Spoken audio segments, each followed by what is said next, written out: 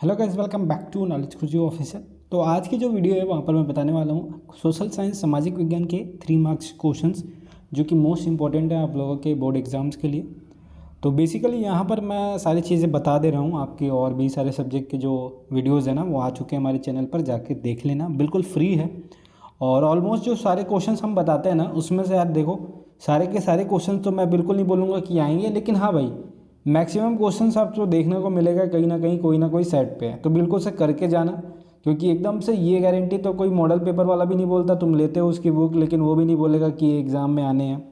तो वैसा कुछ नहीं है, जो भी हम बताते हैं मोस्ट इंपॉर्टेंट रहता है, ये क्वेश्चन रहते हैं तुम्हारे क्वेश्चन बैंक प्रीवियस ईयर, और जो बोर्ड होते हैं जो पर्टिकुलर हर डिस्ट्रिक्ट के जो निकले हुए ना क्वेश्चन बैंक, उन सबको मिला के जो इंपॉर्टेंट होते हैं, जो सारों में होते हैं ना, तो मैक्सिमम वैसे ही क्वेश्चन को अपन बाहर निकाल लेते हैं। तो अभी तक व्हाट्सएप ग्रुप पर नहीं जुड़े होगे तो जुड़ जाना, एंड टाइम पे वहाँ पे क्वेश्चन हम इंपॉर्टेंट बताते रहते हैं, जो कि आप लोगों को बेहद से ही फ़ायदा मिलेगा। लिंक आपको डिस्क्रिप्शन में मिलेगा। तो पहला क्वेश्चन है यहाँ पे, what is a current account, चालू खाता किसे कहते हैं। तो मेक श्योर कि यार तुमको ये आता हो। उसका सेकंड क्वेश्चन चलते हैं, जहाँ पर मानव संसाधन क्या है, मानव संसाधन को मानव पूंजी के रूप में किस परिवर्तित किया जाता है, कैसे परिवर्तित किया जाता है। तो what is a human resource, how is a human resource converted into a human capital. ठीक है। तो थर्ड क्वेश्चन यहाँ पे, why did America want to end colonialism. तो यहाँ पर आपको अमेरिका उपनिवेशवाद को क्यों ख़त्म करना चाहता था, बेसिकली क्वेश्चन ये है। ठीक है। तो उसके बाद यहाँ पर फोर्थ क्वेश्चन है जो कि है शांति आंदोलन के उद्देश्य लिखिए, right the objective of a piece movement. तो वो आप यहाँ पे देख पा रहे होंगे। उसके बाद है व्हाट इज़ अ क्रॉल। तो यहाँ पर क्या है ये आपको बताना है। ठीक है। फिर उसके बाद चलते हैं सिक्स क्वेश्चन, जहाँ पर आपको पूछा जाएगा भारतीय कृषि के निम्न उत्पादकता के कारणों का संक्षेप में लिखिए, write briefly the reason of low productivity for Indian agriculture. ठीक है। तो ये यहाँ पे लिखना है। 7 क्वेश्चन है, ग्रामीण एंड नगरीय जनसंख्या में अंतर बताइए। तो यार डिफरेंस बिटवीन है जो भी है रूरल एंड अर्बन, ये आप अच्छे से कर लेना। उसके बाद 8 क्वेश्चन है, जहाँ पर पूछा जाएगा कि परमाणु बम से होने वाले भयानक नुकसान के बारे में बताइए। तो बेसिकली यार terrible damage cause by atomic bomb, ये आपको यहाँ पे बताना है, तो ये आप बताइएगा। उसके बाद चलते हैं आगे वाले क्वेश्चन पे, जहाँ पे 9वां क्वेश्चन है, what do you know about the master roll.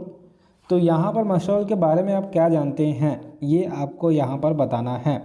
तो ये बताने यार आपको मार्क्स के हिसाब से जितने नंबर के होंगे उतने नंबर के आपको यहाँ पे बताने हैं। तो बेसिकली आप अच्छा पर्टिकुलर आप पढ़ के जाओ ताकि आप लिख सको। उसके बाद है 10th क्वेश्चन, जहाँ पर आपको पूछा गया है, give the description of Niyamgiri आंदोलन मोमेंट। तो यहाँ पर नियमगिरी आंदोलन का विवरण दीजिए, ऐसा यहाँ पे पूछा गया है, तो ये आप कर लीजिएगा अच्छे से। उसके बाद यहाँ पे चालू खाता है, तो भैया यहाँ पे saving account, current account, saving account और जो भी अकाउंट्स होते हैं आपके, वो आप यहाँ पे पढ़ लीजिएगा कि ये सारे क्वेश्चंस आपके कहीं ना कहीं एग्जाम में पूछे जा सकते हैं। उसके बाद है यहाँ पर मानव संसाधन क्या है। तो ये सेम आई थिंक सो कि ये सेम क्वेश्चंस मैंने रिपीट कर दिए हैं, तो कोई नहीं, आगे चलते हैं। यहाँ पर 16 वाले क्वेश्चन है, चालू खाता क्या है। तो ये आप यहाँ पे करिएगा, करंट अकाउंट क्या है। उसके बाद जनगणना में कौन से आंकड़े प्राप्त होते हैं, what data is obtain from an census. तो ये आपको यहाँ पे बताना है। ठीक है।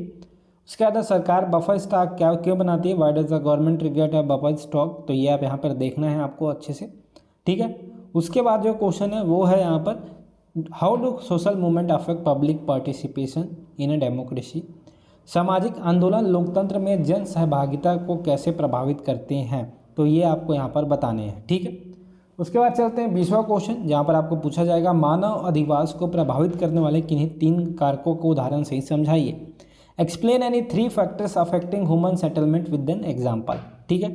तो ये यहाँ पर आपको बताने हैं। तो होप सो कि जो भी क्वेश्चन है सारे इंपॉर्टेंट है, तो अपने हिसाब से आप अच्छे से कर लीजिएगा इसको, क्योंकि ये क्वेश्चन जो है आपके सारे क्वेश्चन बैंक वगैरह में, मॉडल पेपर वगैरह में छपे हुए हैं। तो ऐसे क्वेश्चन को अपन बाहर निकाल के आपको बता रहे हैं।